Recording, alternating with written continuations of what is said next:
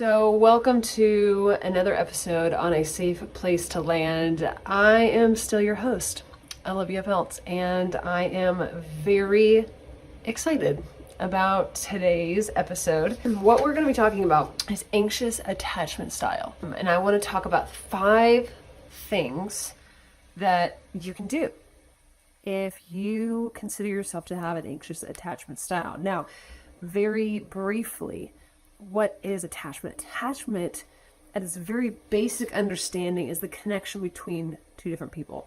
Oftentimes, we talk about attachment as it relates to a parent and a child kind of situation, because that's where our attachments are formed, is in our caregiving kind of state. And so we form attachments, we learn how to emotionally process things, how to connect to other human beings, how to handle emotions, how to interact with other people from our primary caregivers. And so really, our way of viewing the world, our ways of relating to the world are really from our parents, for better or for worse, And again, this isn't to like poop on parents or anything like that, but it's to give an understanding as to how did I get here? What patterns have been present in my life that have brought me to this place? And then where do we want to go from here? And taking more of an empowered stance as opposed to more of a victim stance. So anxious attachment style is one attachment style. You also have avoidant, you also have secure. But today's episode, we're talking all about anxious attachment style. So 5 things that you can do. So anxious attachment style is characterized by a strong desire for closeness and intimacy, often accompanied by fears of abandonment or rejection. So individuals with this attachment style, of which I am, we tend to find ourselves looking for reassurance and validation from our partners or from our friends. So here are 5 things that we can do if we identify or recognize that, that's me.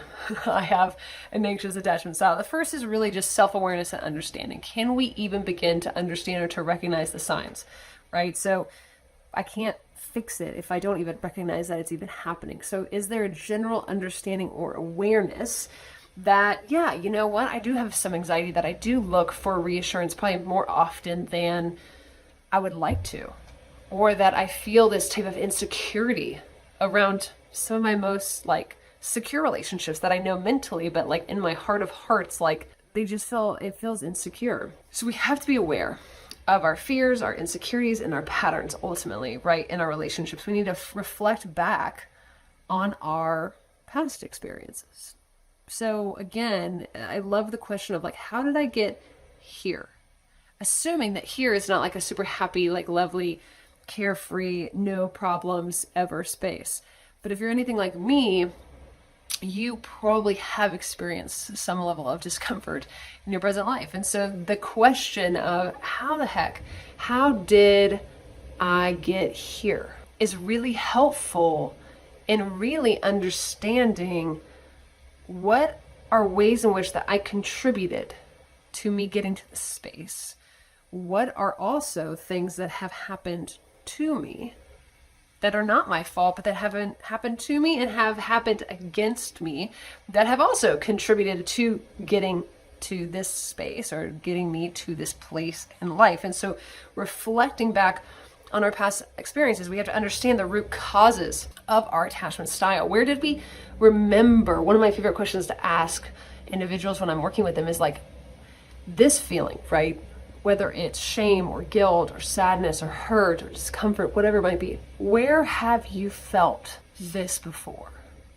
Where has this shown up in other seasons of life? Do you remember first experiencing this when you were 6 or when you were 8, or was there any sense of that? But how you have experienced, or what you are experiencing rather right now, whether it's discomfort or hurt or sadness or whatever it might be, you've experienced it before. And so more than likely, in reflecting on past experiences, it will bring up, oh my gosh, when I was 8, I remember, I didn't get invited to this party. And it felt so crushing. And I felt so embarrassed and hurt, and a sense of shame too. There must be something wrong with me. And so it's helpful to begin to understand the root causes of some of these things. Another, besides self-awareness and understanding is you should go to counseling probably. Professional help is always helpful.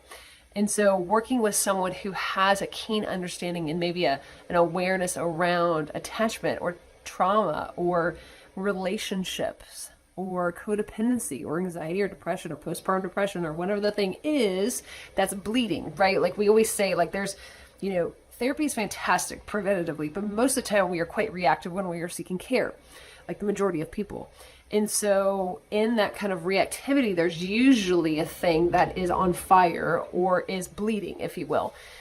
Meaning, I dislocated my shoulder. I need to go to the ER. That's the thing that I'm going to the ER for. And in going to the ER for them to reset my shoulder, to put it back in place, and maybe they discover a heart issue. Maybe they discover, a liver issue or whatever it might be.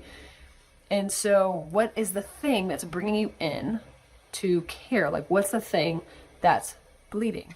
It's usually a symptom of a deeper issue, right? And so again, if we're going with like, I dislocated my shoulder, then a deeper issue might be hypermobility. It could be, I don't know, I'm not a physiology person, but you catch my drift, that the thing that is bringing us into therapy, whether it's conflict in my marriage, whether it's anxiety that I'm feeling with my new baby, is just the thing that is alerting our kind of spidey senses of like, something's not right here. And so, therapy can be really helpful. Again, seeking someone who knows what they're doing, seeking someone who is a professional at the thing in which that you need help tending to and noticing, so that you don't have to continue to live this way. Like, that sucks. And you don't have to. But so often we read all the books, we watch all the Oprahs, we listen to all the Brene Browns, we're like, I will will myself into feeling better. It's like, that's not how that works. You don't will yourself out of like having a sinus infection. You don't will yourself out of like, I don't know, like having a gash in your leg and just like hoping and praying that like, hope this heals up correctly, and I don't have like nerve damage or anything like that. That's not how that works. So a third thing that we can do if we find ourselves struggling with an anxious attachment style is to practice self-soothing techniques. So things like deep breathing, meditation, some folks really like positive affirmations. But what are ways in which that I can provide comfort, that I can soothe that like hamster wheel kind of inside me that's kind of like freaking the crap out?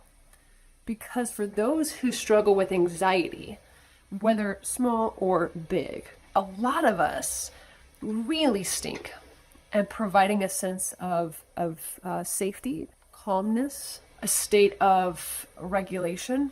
Like, we're just not good at it, And so how can we go from a state of dysregulation, a state of anxiousness and feeling like a hot mess or feeling really insecure, oh my gosh, I didn't say this or I said that and they're probably thinking this or whatever it might be, to how can I stop the spiral and bring myself back to here, to center, to my anchor?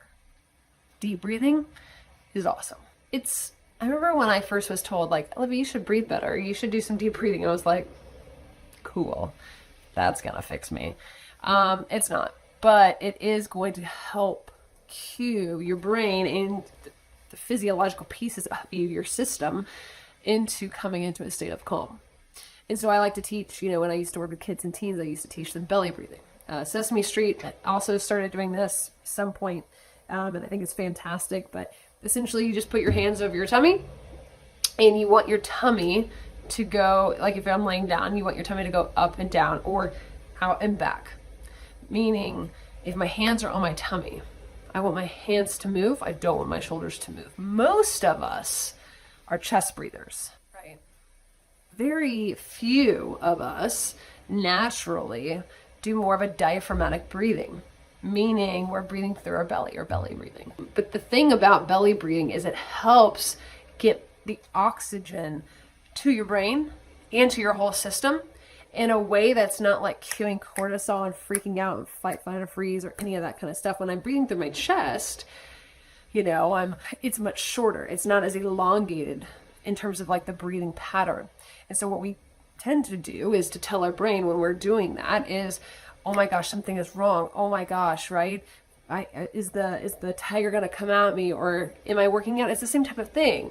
If I'm sitting here and I'm breathing through my chest, similarly to how I would if I just ran a 10K, or I just did a workout or whatever it might be, it's not helping my system to feel calm and regulated, right? And so a simple box breathing method is you kind of trace the outline of a square, right?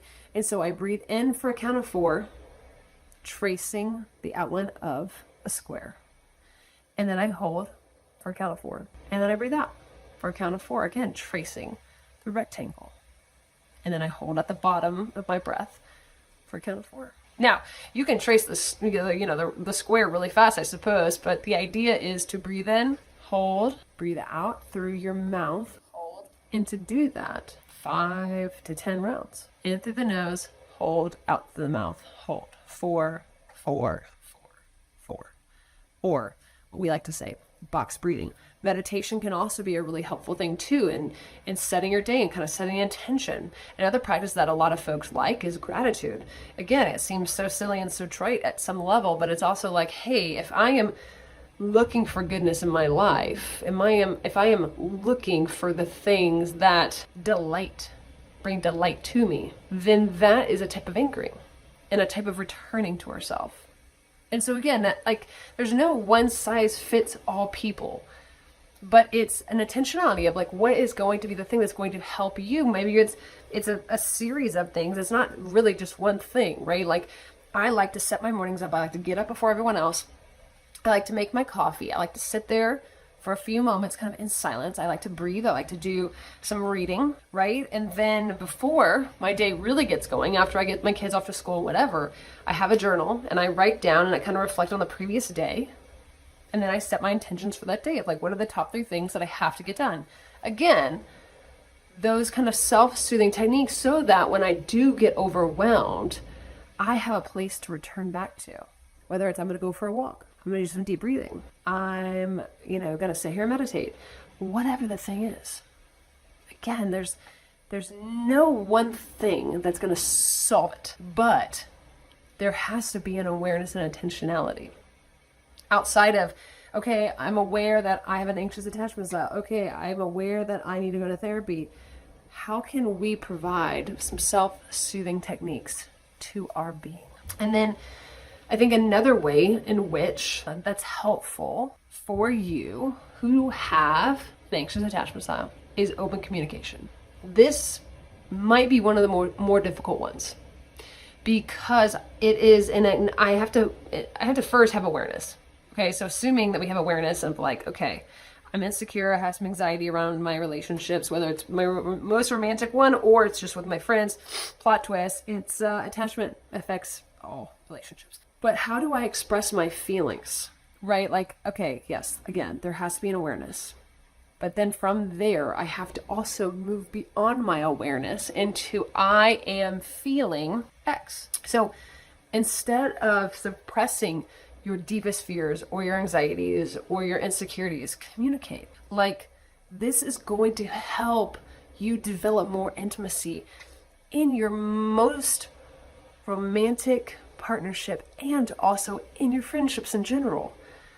It's so helpful to be able to say, hey, if you're newly dating someone, right? Hey, and I'm sure there's good reason for this, but when you don't text me back after hours, even though you've communicated that you want to see me, but I don't hear from you for long periods of time, it produces a type of anxiety in me. And so, I think it could be really helpful if you just acknowledge hey, I'm just really busy, so sorry I haven't been able to communicate, instead of there just be radio silence, right? And if they can't do that, or they're unwilling, or they think you're ding dong, and then you should probably move on because they're a ding dong for not wanting to enter into that with you, right?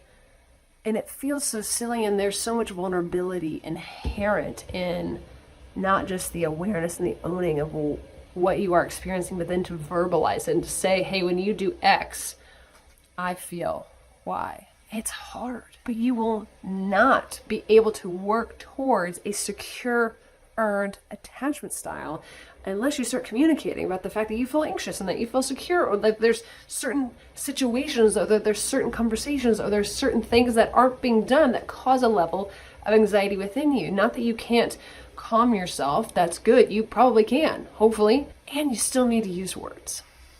I know, it's a real bummer that we have to talk. It's annoying. And then lastly, it's incredibly helpful to build a strong support system.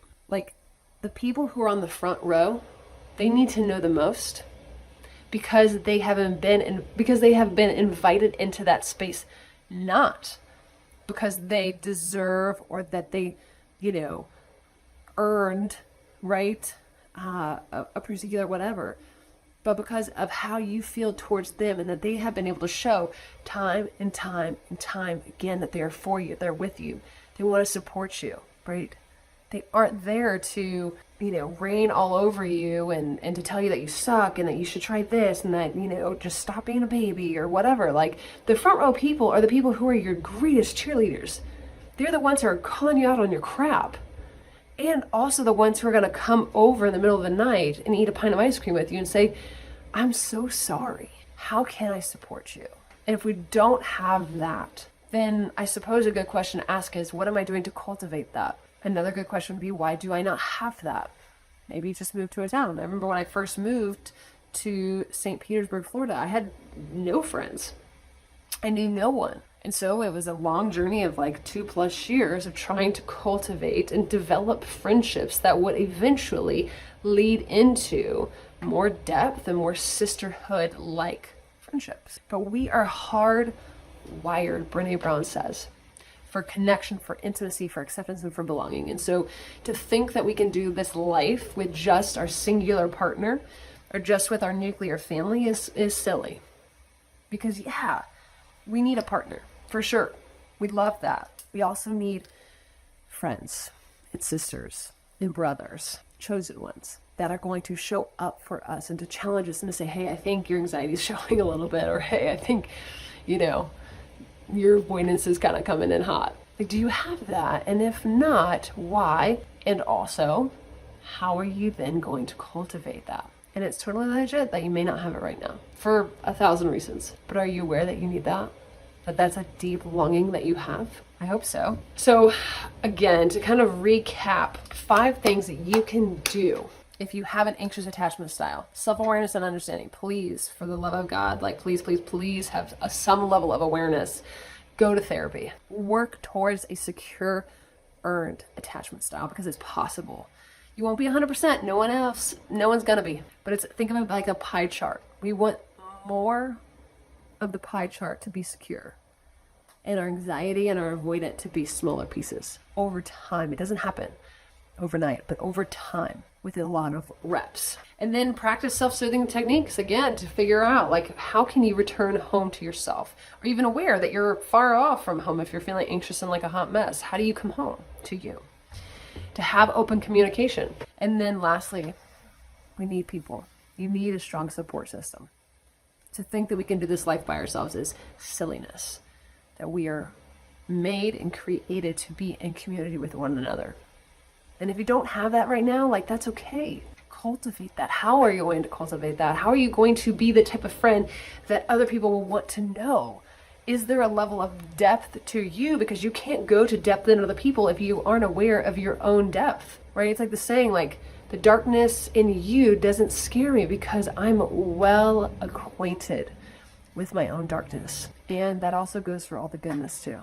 So again, if you identify with more of an anxious attachment style, that you find that you struggle and need more reassurance, even in the midst of what is secure, even if they're telling you that they're not going anywhere and they give you enough evidence for that, but there's still that unrest that you have within you, that you're not certain that restoration will come when there's conflict in the relationship, but that you feel like you have to do your part in the relationship and the other person's part in the relationship because you want to make sure that they're not going to go anywhere, and so you just want to make it easy and cozy for them. If that's you, there's a better way. I promise. You don't have to be spinning in circles all the dang time. That you can be loved and adored for who you are, not for what you do, but for who you are and who you are becoming. And that, I think, is the greatest gift, is when we are delighted and when we are seen, when we are witnessed for all that we are and for all that we will become. That is the gift in relationships. So thank you so much for tuning in to this episode on A Safe Place to Land. If you like it, please share, subscribe, do all the things. But yeah, send it to a friend that could really hear this. And I hope it's helpful. And until next time, see you soon.